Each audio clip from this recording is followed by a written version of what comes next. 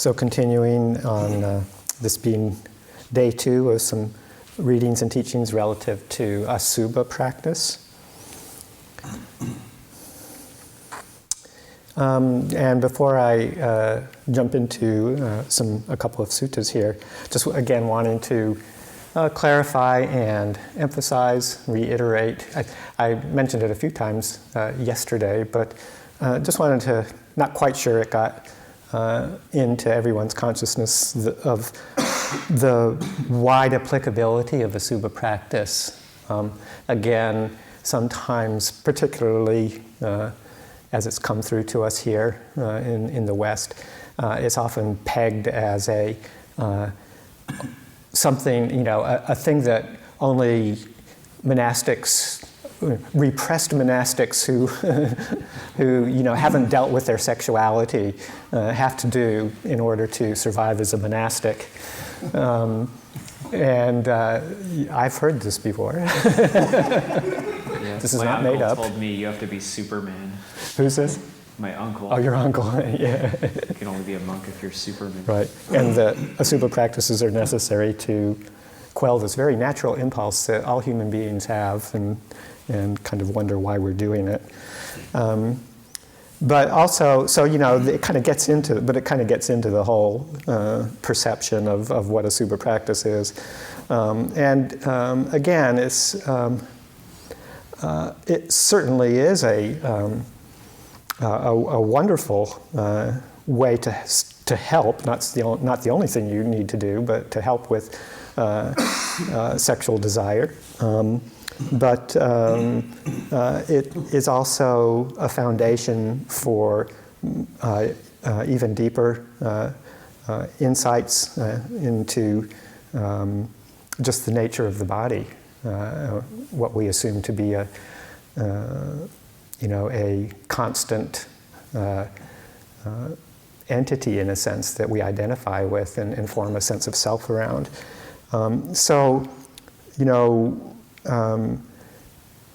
It goes beyond, I shouldn't even say beyond, because sensuality and attachment in the realm of the senses is no small thing. It's one of the major mind states that keeps us caught in samsara.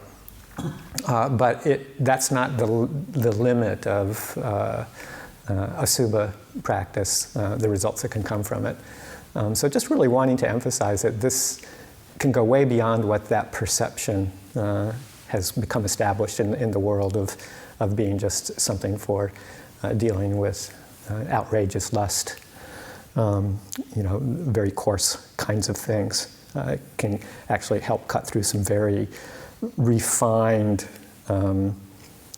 perceptions that we have of very subtle aspects of who we think we are, or what the assumptions that we make about ourselves. And also, just to say that,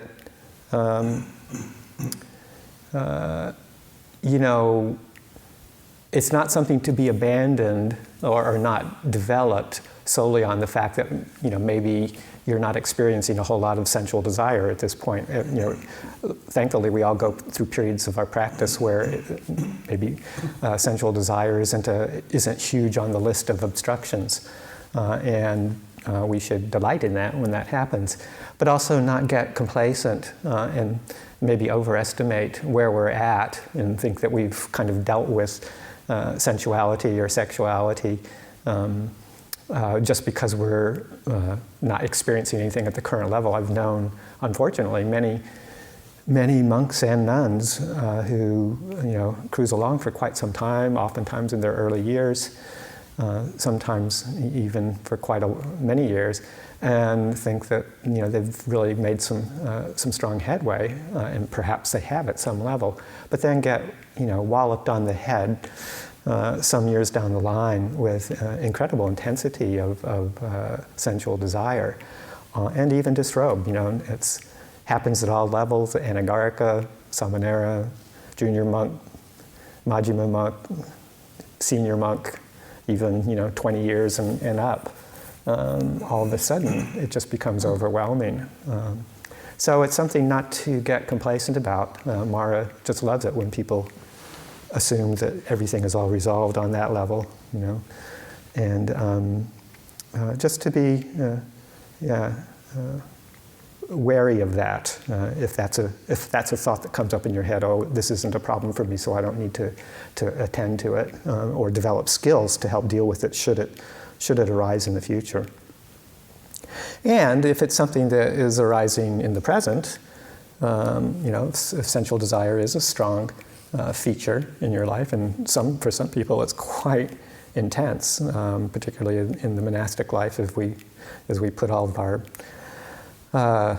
restraints around sensuality, and not to feel like, oh, I'm so coarse, you know, this is the worst of the worst. I have all of these kind of sensual thoughts, and you know, it's kind of hopeless. You know, I haven't even gotten to the point where I can, let go of some of these thoughts of sensuality. But not to disparage oneself for that, because it's probably a whole lot more common than you think. And as we all know from many examples, but particularly say Ajahn Chah, that was, you know, a very strong feature in his monastic course is having to really deal with intense feelings of sensuality, sexuality. So it's not anything to be disparaging oneself about. Just to, in fact, if it's coming up heavily, you know, as Ajahn Yanaka was pointing out, you know, this means something's working in a sense. You know, you're doing what needs to be done to help these things come to consciousness. So I just wanted to reiterate all of that, and also go back to saying it's a very versatile teaching, using even the 32 parts or the cemetery contemplations just for cooling and developing insight. So with that preface, I thought I'd do some readings from two suttas in the Majjhima Nikaya. One is Tu Potaliya, and the other one will be the Magandiya Sutta. And the Magandiya Sutta is quite long, but I would like to read the entire thing because it's incredible sutta. The Potaliya Sutta is also great from beginning to end, but I'm going to, just because of time allowances, I'm going to start in the middle part of it that is particularly pertinent to this subject on sensual desire. So it starts out with the Buddha encountering this wanderer whose name is Potaliya, the householder, and having a discourse with him kind of around the topic of what they call cutting off the affairs in life. And Potaliya has given up all of his wealth and money and holdings to his family, and feels like he's a religious wanderer. And the Buddha kind of engages in a discussion with him, showing him that he really isn't, at least in the way that the Buddha practices and teaches. And they have a discussion about 8 things in the Noble One's discipline that lead to the cutting off of affairs, essentially around precepts and certain mind states to abandon. And then the discussion continues beyond that when Potaliya says, Venerable Sir, how is the cutting off of affairs in the Noble One's discipline achieved entirely and in all ways? It would be good, Venerable Sir, if the Blessed One would teach me the Dhamma, showing me how the cutting off of affairs in the Noble One's discipline is achieved entirely and in all ways. Then listen, householder, and attend closely to what I shall say. Yes, Venerable Sir, Potaliya the householder replied. The Blessed One said this, Householder, suppose a dog, overcome by hunger and weakness, was waiting by a butcher's shop. Then a skilled butcher or his apprentice would toss the dog a well-hacked, clean-hacked skeleton of meatless bones, smeared with blood. What do you think, householder? Would that dog get rid of his hunger and weakness by gnawing such a well-hacked, clean-hacked skeleton of meatless bones smeared with blood? No, Venerable Sir. Why is that? Because that was a skeleton of well-hacked, clean-hacked, meatless bones smeared with blood. Eventually, that dog would reap weariness and disappointment. So too, householder, a noble disciple considers thus. Sensual pleasures have been compared to a skeleton by the Blessed One. They provide much suffering and much despair, while the danger in them is great. Having seen this thus, as it actually is, with proper wisdom, he avoids the equanimity that is diversified, based on diversity, and develops the equanimity that is unified, based on unity, where clinging to the material things of the world utterly ceases without remainder. And just a quick footnote, in case you're not familiar with those ways that equanimity is described. Diversified generally tends to refer to the sort of equanimity within the realm of the senses, so equanimity regard to pleasant stimulation and unpleasant stimulation, both from the world around us.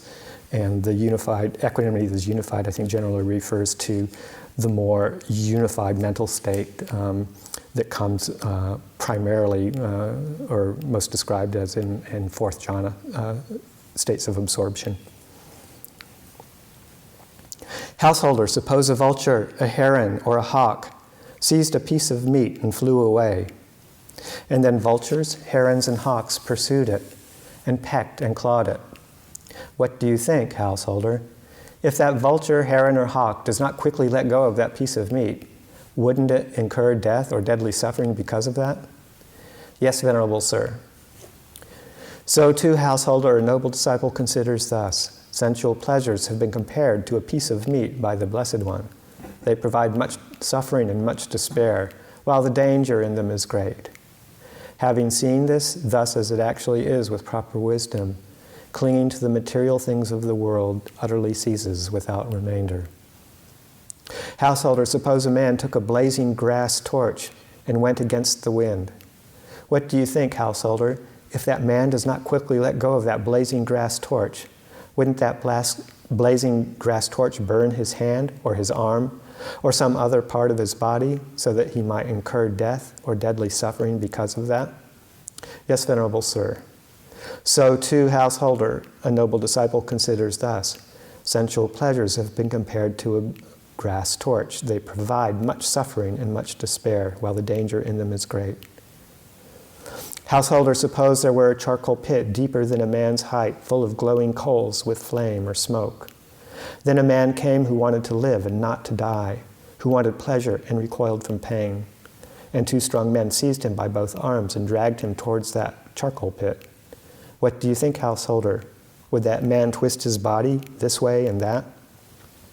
Yes, Venerable Sir. Why not? Because that man knows that if he falls into that charcoal pit, he will incur death or deadly suffering because of that. Householder, suppose a man dreamt about lovely parks, lovely groves, lovely meadows, and lovely lakes, and on waking he saw nothing of it. So too, householder, noble disciple considers thus. Sensual pleasures have been compared to a dream by the Blessed One. They provide much suffering and much despair, while the danger in them is great. Householder, suppose a man borrowed goods on loan, a fancy carriage and a fine jeweled earrings, and proceeded and surrounded by those borrowed goods, he went to the marketplace. Then people seeing him would say, "Sirs, that is a rich man. That is how the rich enjoy their wealth." Then the owners, whenever they saw him, would take back their things. What do you think, householder? Would that be enough for that man to become dejected? Yes, Venerable Sir. So too, householder, a noble disciple considers thus. Sensual pleasures have been compared to borrowed goods by the Blessed One. Householder, suppose there were a dense grove not far from some village or town, within which there was a tree laden with fruit, but none of its fruit had fallen to the ground. Then a man came needing fruit, seeking fruit, wandering in search of fruit. And then he entered the grove and saw the tree laden with fruit. Thereupon he thought, "This tree is laden with fruit, but none of the fruit has fallen to the ground. I know how to climb a tree, so let me climb this tree, eat as much fruit as I want, and fill my bag, and he did so. Then a second man came, needing fruit, seeking fruit, wandering in search of fruit. And taking a sharp axe, he too entered the grove and saw that tree laden with fruit. Thereupon he thought, "This tree is laden with fruit, but none of its fruit has fallen to the ground. I do not know how to climb a tree, so let me cut this tree down at its root, eat as much fruit as I want, and fill my bag." And he did so. What do you think, householder? If that first man who had climbed the tree doesn't come down quickly when the tree falls, wouldn't he break his hand or his foot or some other part of his body so that he might incur death or deadly suffering because of that? Yes, Venerable Sir. So too, householder, a noble disciple considers thus: sensual pleasures have been compared to fruits on a tree by the Blessed One. They provide much suffering and much despair, while the danger in them is great. Having seen this thus as it actually is with proper wisdom, he avoids the equanimity that is diversified based on diversity, and develops the equanimity that is unified based on unity, where clinging to the material things of the world utterly ceases without remainder. And then there's a few more paragraphs, but the sutta ends with, "Magnificent Master Gotama, magnificent Master Gotama. Master Gotama has made the Dhamma clear in many ways, as though he were turning upright what had been overthrown, revealing what was hidden, showing the way to one who was lost, or holding up a lamp in the dark for those with eyesight to see forms. I go to Master Gotama for refuge, and to the Dhamma and to the Sangha of bhikkhus. From today, let Master Gotama remember me as a lay follower who has gone to him for refuge for life."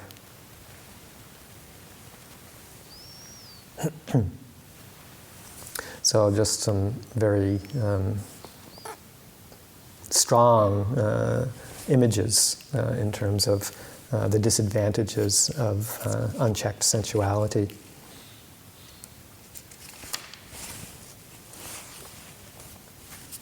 Okay, on to the Magandhya Sutta. That's number 75 in the Majjhima Nikaya.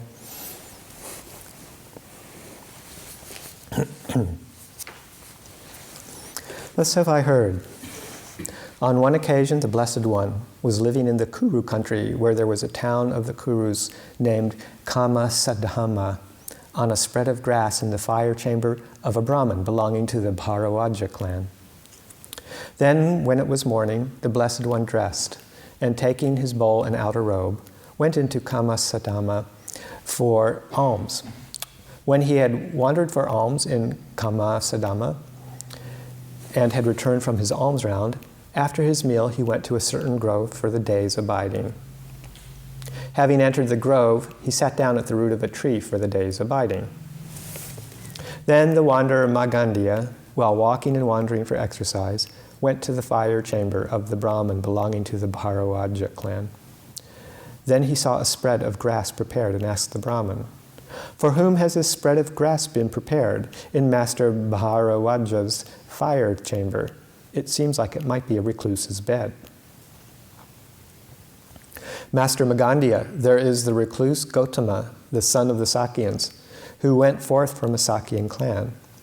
Now a good report of Master Gotama has spread to this effect: that Blessed One is accomplished, fully enlightened, perfect in true knowledge and conduct, sublime, knower of worlds, incomparable leader of persons to be tamed, teacher of gods and humans, enlightened, blessed. This bed has been prepared for that Master Gotama. Indeed, Master Bharadwaja, it is an ill sight we see when we see the bed of that destroyer of growth, Master Gotama. Be careful what you say, Magandhya, be careful what you say. Many learned nobles, learned Brahmins, learned householders, and learned recluses have full confidence in Master Gotama and have been disciplined by him in the noble true way, in the Dhamma that is wholesome. Master Bharadwaja, even if we saw that Master Gotama face to face, we would tell him to his face, the recluse Gotama is a destroyer of growth. Why is that? Because that has come down in our discourse. If Master Magandhya has no objection, may I tell this to him, to Master Gotama? Let Master Bharadwaja be at ease. Tell him just what I have said. Meanwhile, with the divine ear, which is purified and surpasses the human, the Blessed One heard this conversation between the Brahmin of the Bharavaja clan and the wanderer Magandhya. Then, when it was evening, the Blessed One rose from meditation, went to the Brahmin's fire chamber, and sat down on the spread of grass made ready. Then the Brahmin of the Bharavaja clan went to the Blessed One and exchanged greetings with him. When this courteous and amiable talk was finished, he sat down at one side. The Blessed One asked him, "Bharavaja, did you have any conversation with the wanderer Magandhya about this very same spread of grass?"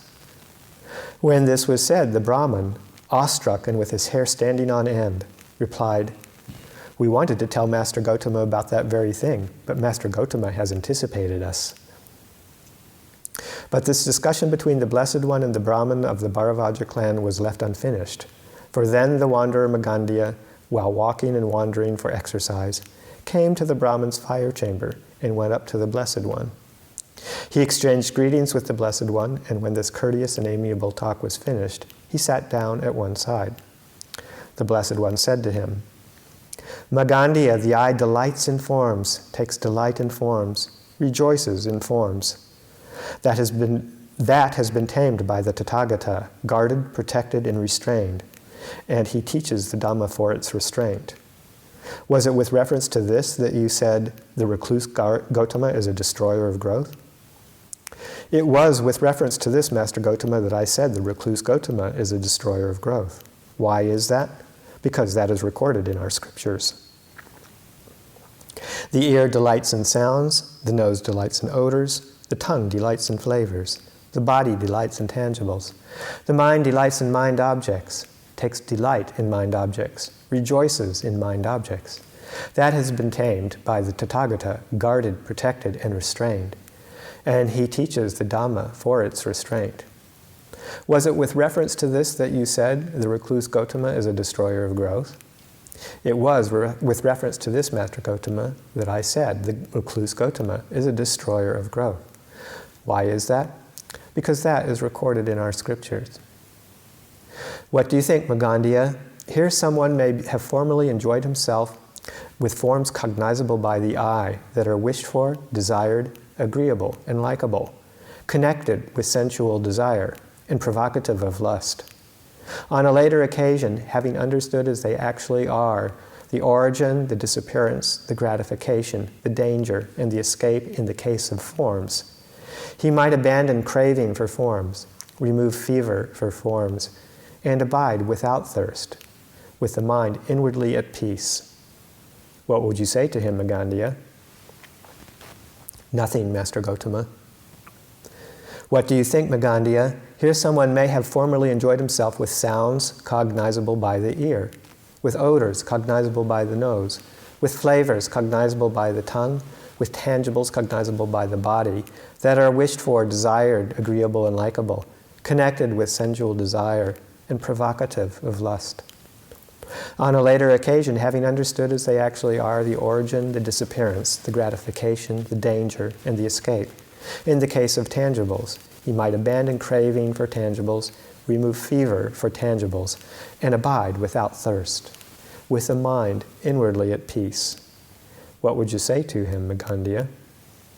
"Nothing, Master Gotama." "Magandhya, formerly when I lived the home life, I enjoyed myself, provided and endowed with the 5 chords of sensual pleasure, with forms cognizable by the eye, sounds cognizable by the ear, odors cognizable by the nose, flavors cognizable by the tongue, tangibles cognizable by the body, that are wished for, desired, agreeable, and likable, connected with sensual desire and provocative of lust.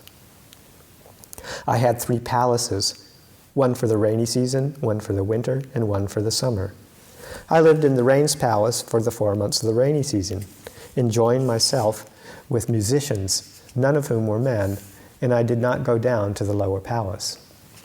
On a later occasion, having understood as they actually are the origin, the disappearance, the gratification, the danger, and the escape, in the case of sensual pleasures, I abandoned craving for sensual pleasures. I removed fever for sensual pleasures, and I abide without thirst, with the mind inwardly at peace. I see other beings who are not free from lust for sensual pleasures, being devoured by craving for sensual pleasures, burning with fever for sensual pleasures, indulging in sensual pleasures, and I do not envy them, nor do I delight therein. Why is that? Because there is, Magandhya, a delight apart from sensual pleasures, apart from unwholesome states, which surpasses even divine bliss. Since I take delight in that, I do not envy what is inferior, nor do I delight therein. Suppose Magandhya, a householder or a householder's son, was rich with great wealth and property, and being provided and endowed with the 5 chords of sensual pleasure. He might enjoy himself with forms cognizable by the eye, etc., that are likable, connected with sensual desire and provocative of lust. Having conducted himself well in body, speech, and mind, on the dissolution of the body after death, he might reappear in a happy destination, in the heavenly world, in the retinue of the gods of the 33. And there, surrounded by a group of nymphs in the Nandana grove, he would enjoy himself, provided and endowed with the 5 chords of divine sensual pleasure. Suppose he saw a householder or a householder's son enjoying himself, provided and endowed with the 5 chords of human sensual pleasure. What do you think, Magandhya? Would that young god, surrounded by the group of nymphs in the Nandana grove, enjoying himself, provided and endowed with the 5 chords of divine sensual pleasure, envy the householder or the householder's son for the 5 chords of human sensual pleasure? Or would he be enticed by human sensual pleasures? No, Master Gotama, why not? Because divine sensual pleasures are more excellent and sublime than human sensual pleasures. So too, Magandhya, formerly when I lived the home life, I enjoyed myself provided and endowed with the 5 chords of sensual pleasure. On a later occasion, having understood as they actually are, the gratification, the danger, and the escape, I abandoned craving for sensual pleasures. I removed fever for sensual pleasures, and I abide without thirst, and with a mind inwardly at peace. Since I take delight in that, I do not envy what is inferior, nor do I delight therein. Suppose, Magandhya, there was a leper with sores and blisters on his limbs, being devoured by worms, scratching the scabs off the openings of his wounds with his nails, cauterizing his body over a burning charcoal pit. Then his friends and companions, his kinsmen and relatives, would bring a physician to treat him. The physician would make medicine for him, and by means of that medicine, the man would be cured of his leprosy and would become well and happy, independent, master of himself, able to go where he likes. Then he might see another leper with sores and blisters on his limbs, being devoured by worms, scratching the scabs off the openings of his wounds with his nails, cauterizing his body over a burning charcoal pit. What do you think, Magandhya? Would that man envy that leper for his burning charcoal pit or his use of medicine? No, Master Gotama. Why is that? Because when there is sickness, there is need for medicine. And when there is no sickness, there is no need for medicine. Suppose, Magandhya, there was a leper with sores and blisters on his arms, being devoured by worms, scratching off the scabs off the openings of his wounds with his nails, cauterizing his body over a burning charcoal pit. Then his friends and companions, his kinsmen and relatives, brought a physician to treat him. The physician would make medicine for him, and by means of that medicine, the man would be cured of his leprosy and would become well and happy, independent, master of himself, able to go where he likes. Then 2 strong men would seize him by both arms and drag him towards a burning charcoal pit. What do you think, Magandhya? Would that man twist his body this way and that? Yes, Master Gotama. Why is that? Because that fire is indeed painful to touch, hot and scorching. What do you think, Magandhya? Is it only now that the fire is painful to touch, hot and scorching? Or previously too was that fire painful to touch, hot and scorching? Master Gotama, that fire is now painful to touch, hot and scorching, and previously too that fire was painful to touch, hot and scorching. For when that man was a leper with sores and blisters on his limbs, being devoured by worms, scratching the scabs off the openings of his wounds with his nails, his faculties were impaired. Thus, though the fire was actually painful to touch, he acquired a mistaken perception of it as pleasant. So too, Magandia, in the past, sensual pleasures were painful to touch, hot and scorching. In the future, sensual pleasures will be painful to touch, hot and scorching. And now, at present, sensual pleasures are painful to touch, hot and scorching.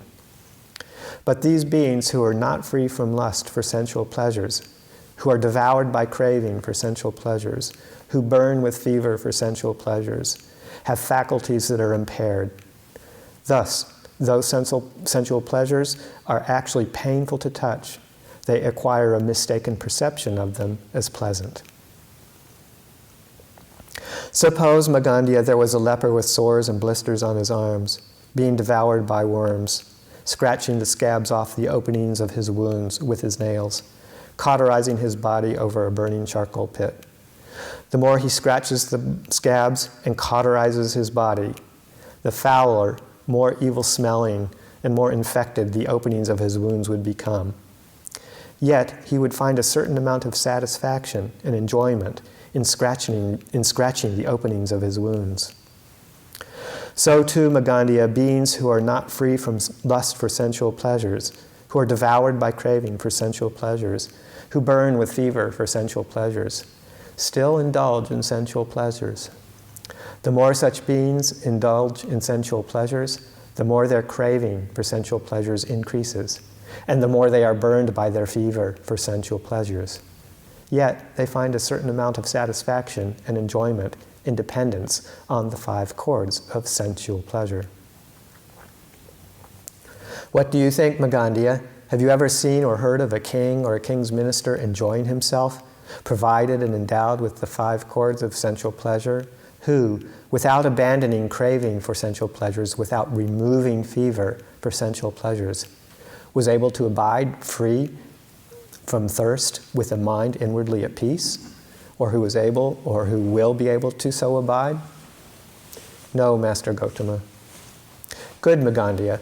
I too have never seen or heard of a king or a king's minister enjoying himself, provided and endowed with the 5 chords of sensual pleasure, who, without abandoning craving, fever for sensual pleasures, was able to abide free from thirst with a mind inwardly at peace, or who is able, or who will be able to so abide.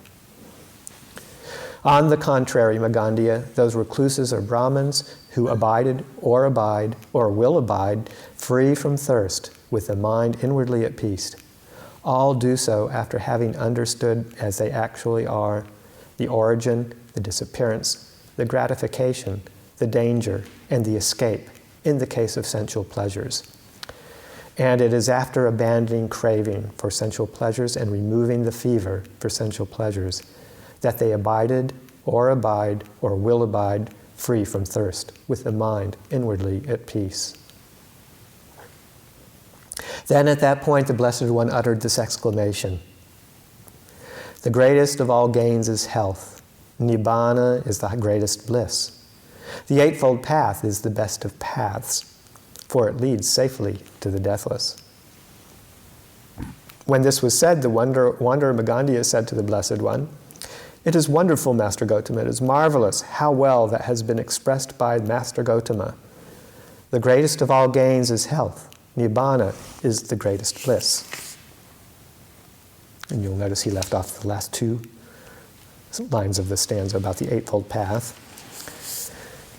We too have heard earlier wanderers who were teachers and teachers of teachers saying this, and it agrees, Master Gotama. But Magandia, when you heard earlier wanderers who were teachers and teachers of teachers saying this, what is that health? What is that nibbana? When this was said, the wanderer Magandia rubbed his own limbs with his hands and said, "This is that health, Master Gotama. This is that nibbana. For I am now healthy and happy, and nothing afflicts me. Magandia, suppose there was a man born blind who could not see dark and light forms, who could not see blue, yellow, red, or pink forms, who could not see what was even and uneven, who could not see the stars or the sun and the moon. He might hear a man with good eyesight saying, "Good indeed, sirs. Good indeed, sirs, is a white cloth, beautiful, spotless, and clean." And he would go in search of a white cloth. Then a man would cheat him with a dirty soiled garment thus, "Good man, here is a white cloth for you, beautiful, spotless, and clean." And he would accept it and put it on, and being satisfied with it, he would utter words of satisfaction thus, "Good indeed, sirs, is a white cloth, beautiful, spotless, and clean."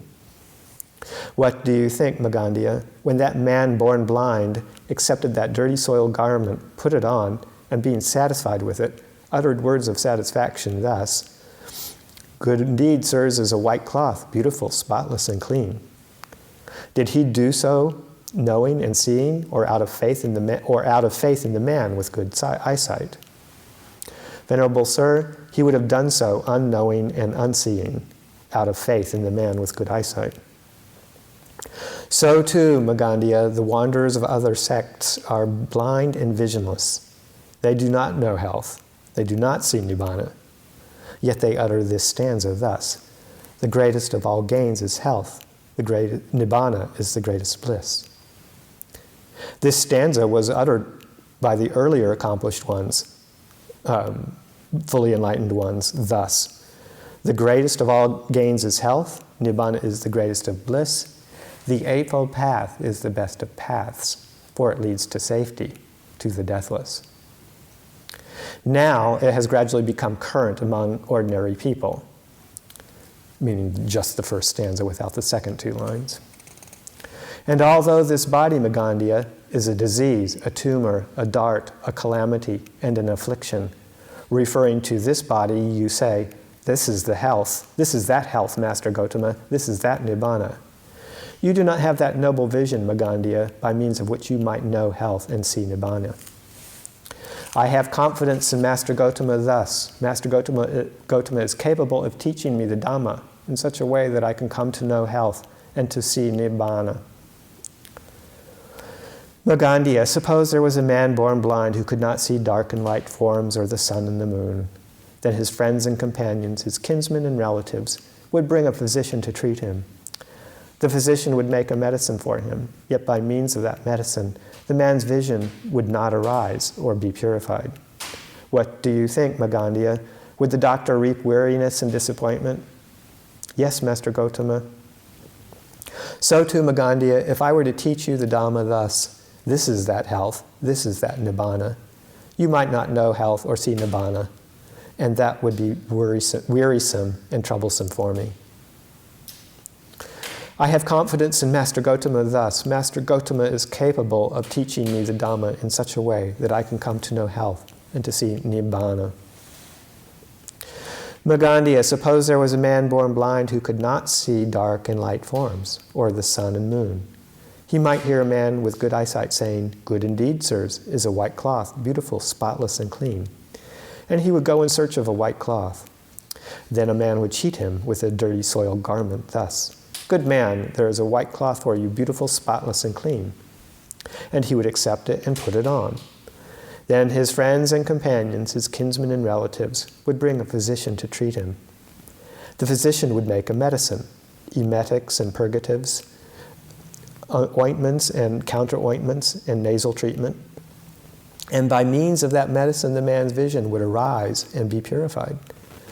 Together with the arising of his vision, his desire and liking for that dirty soiled garment would be abandoned. Then he might burn with indignation and enmity towards that man and might think that he ought to be killed thus. "Indeed, I have long been tricked, cheated, and defrauded by this man with this dirty soiled garment when he told me, 'Good man, here is a white cloth for you, beautiful, spotless, and clean.' So too, Magandia, if I were to teach you the Dhamma thus, 'This is that health, this is that Nibbana,' you might know health and see Nibbana. Together with the arising of your vision, your desire and lust for the five aggregates, affected by clinging, might be abandoned. Then perhaps you might think, indeed, I have long been tricked, cheated, and defrauded by this mind. For when clinging, I have been clinging just to material form. I have been clinging just to feeling. I have been clinging just to perception. I have been clinging just to formations. I have been clinging just to consciousness. With my clinging as a condition, being comes to be. With being as a condition, birth. With birth as condition, aging and death, sorrow, lamentation, pain, grief, and despair come to be. Such is the origin of this whole mass of suffering. I have confidence in Master Gotama. Master Gotama is capable of teaching me the Dhamma in such a way that I might rise up from this seat, cured of my blindness. Then, Magandhya, associate with true men. When you associate with true men, you will hear the true Dhamma. When you hear the true Dhamma, you will practice in accordance with the true Dhamma. When you practice in accordance with the true Dhamma, you will know and see for yourself. These are diseases, tumors, and darts. But here these diseases, tumors, and darts cease without remainder. With the cessation of my clinging comes cessation of being. With the cessation of being, cessation of birth. With the cessation of birth, aging and death, sorrow, lamentation, pain, grief, and despair cease. Such is the cessation of this whole mass of suffering. When this was said, the wanderer Magandhya said, "Magnificent, Master Gotama, magnificent, Master Gotama." Master Gotama has made the Dhamma clear in many ways, as though he were turning upright what had been overthrown, revealing what was hidden, showing the way to one who was lost, or holding up a lamp in the dark for those with eyesight to see forms.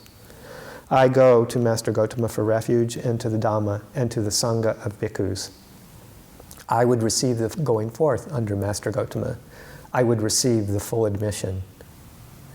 Magandhya, one who formerly belonged to another sect and desires the going forth, and the full admission in this Dhamma and discipline, lives on probation for 4 months. At the end of 4 months, if the bhikkhus are satisfied with him, they give him the going forth and the full admission to the bhikkhu's state. But I recognize individual differences in this matter. Venerable Sir, if those formerly belonging to another sect and desire the going forth and the full admission in this Dhamma and discipline live on probation for 4 months, and if at the end of 4 months the bhikkhus being satisfied with them, give them the going forth and the full admission to the bhikkhu's state, then I will live on probation for 4 years. At the end of 4 years, if the bhikkhus are satisfied with me, let them give me the going forth and the full admission to the bhikkhu's state. Then the wanderer Magandhya received the going forth under the Blessed One, and he received the full admission.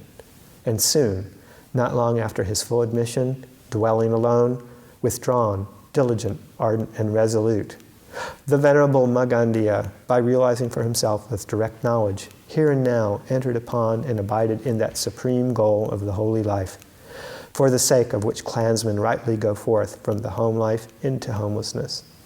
He directly knew, birth is destroyed, the holy life has been lived, what had to be done has been done. There is no more coming to any state of being. And the Venerable Magandhya became one of the Arahants. So anybody have any doubts about the suffering that can come with being blind, and not seeing the truth, and blind delight in craving for sensual objects? Pretty powerful images. I'm very appreciative that you read all of the Magandhya Sutta, because it's one of my favorite suttas, and I find it just so striking the way that the Buddha depicts sensuality as like a derangement of the mind, and it's like almost like we're tricked into thinking that pleasure feels good because we have no other reference point, because our only other reference point is pain. And then when we experience some true peace of mind, then we realize how obviously painful sensual pleasure is. So. Yeah, it's a relative experience, and and he points out here a couple of times too that one has to know the origin, the disappearance, the gratification, and the danger and the escape in regards to sensual pleasures, because there is a certain level of gratification. It's not like there isn't. There is that pleasant feeling that arises, but the danger, of course, being that it's limited and obstructive to seeing more refined ways of operating in the world. So yeah, it's a wonderful treatise on misperception. I remember when we were first experiencing Abhayagiri poison oak. It was actually Luang Por who made the comparison to the Magandia Sutta and the leper scratching his wounds that he now really understood. It felt so good. Yeah, it felt so good. When you get into a hot shower, when you've got poison oak and you get into a hot shower, and as hot as water as you can possibly get, there's that moment of like relief from the intense itching, until you burn yourself. What were you going to say, Ajahn? Oh, I was just looking for Asubha images for your slideshow. Oh, yeah. And I discovered the pictures of Chandasilo's poison oak. Ah, okay. On the backs of his legs. Hussing. Very good. One of the worst cases of poison oak. But yeah, it is. It's the same burning. Feels good one time and feels extremely painful another time. It's the same fire or the same flame or the same boiling water. Ajahn, I'm wondering how you might connect Asubha practice with something that's like energy practices, like Ajahn Lee's method. He uses, when he talks about anapanasati, he's directing energy through the body. Wondering, could Asubha be connected with that in a way, like any energy aspect of things? I'm not making an immediate connection in my mind. They all lead to, again, different ways of bringing up the qualities of samatha and vipassana, which eventually work together to both settle the mind and develop insight. And, a Asubha practice is one object or one method that can result in both samatha and vipassana, as well as anapanasati, being a different way of developing those qualities. They're coming at, that development from very different angles, and with slightly different effects, but all working towards, like I was saying yesterday, at the beginning, all of these satipatthana contemplations, whether it's Asubha, anapanasati, contemplation of postures, the elements, all of them, the body, the feelings, the mind objects, all of them, have the potential for developing those qualities that lead to samma samadhi and wisdom. They just come from different angles. So that's the common element, as I see it anyway, where they lead to in different ways. I could see it as like, it calms you down. Like if the mind is like intent on some sort of sensual pleasure, the Asubha practice can calm it down. So when your mind is intent in that way, the body can be tense. And so it can lead to like a calming or a cooling down.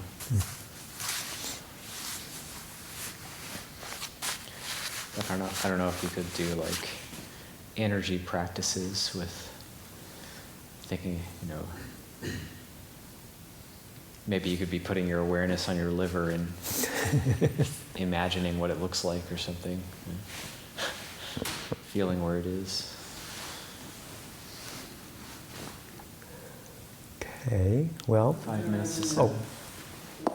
Is there time for another question? Or if we could just Maybe one more. One more question. Go for it. Okay. I've been kind of experimenting with refraining from sensual pleasures, but I guess my experience has kind of been like the borrowed goods, like feeling like dejected, or like things are like really kind of bland, and then I don't have I guess I lose like the inspiration to like kind of push myself in my practice, or like to not like backslide in other aspects of practice. So then I like make excuses like, oh well, maybe I'll just like indulge in sensual pleasures, and then I'll like be able to push in these other areas. But I just feel like it's all just kind of a mess. So I was wondering if you have any advice, like in terms of encountering that dejected, bland feeling when one kind of first lets go of indulging in sensual pleasure. A few thoughts, and I'll ask for other thoughts down the line here too, but or up and down the line. Just to realize that when you put some voluntary restraints on, I'm not sure what it is that you're considering a sensual pleasure that you're now refraining from, but that when you initially, especially, put restraints on avenues of finding satisfaction in the sense world, then the mind is going to rebel in some way because it's being denied something that it was habitually using before as a way of bringing up interest, stimulation, feeling alive, getting a little bit of hit of something pleasurable out of existence, and it's not getting that anymore. And there's a lot of different ways that the mind can react to that. Sometimes it results in a rising up of the sensual desire even more, so that it becomes really intolerable, or the craving is really pronounced. Or maybe more in your case, if I'm not sure if this is exactly what's happening, but kind of just a shutting down, kind of like, this is unpleasant and I don't want to kind of have to deal with it because I don't like it, because it is an unpleasant feeling, that feeling of being denied something that you're used to having. Even again, though you're voluntarily doing that, taking that on, it's easy to kind of shut down a little bit, or turn away from it, or just feel the lack, in kind of a low mood, sense of dejection, kind of why bother, kind of a state of mind. So to me it sounds like it's a reasonable reaction to expect when you've taken on something like that, and then to be able to just be with that and really investigate, what is this feeling of feeling bored or rejected or unhappy or unstimulated, or whatever it is how you describe it. What is the feeling of that? It's unpleasant, and how do I know that in my body? And then just to understand and reflect, this is what happens when you don't get what you want. It's one of the parts of the truth of suffering. Not getting what you want is dukkha. So to reflect on it in that way and see where that takes you. Okay, well, this is dukkha, not getting what I want.